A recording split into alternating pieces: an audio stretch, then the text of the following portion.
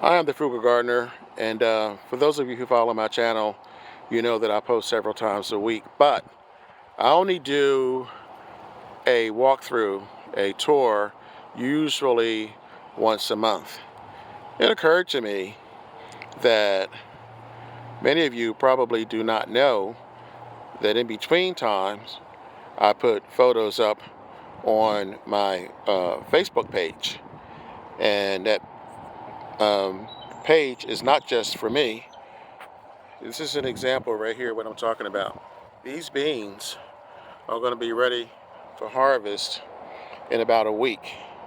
Anyway, getting back to my point, the page that I put up is actually two. One of them is my page, and the other is for you guys. For you guys to post your garden pictures, and it's been there for a while. We have over 700 people that have actually signed on to this page.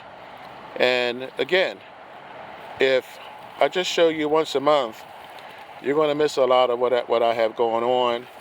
And more importantly, I'd like to see what you guys have going on. What's growing in your garden? So I'll post a link below, and hopefully you guys will post a couple of photos of your garden and what you're growing, and we'll see what happens. Catch you guys later.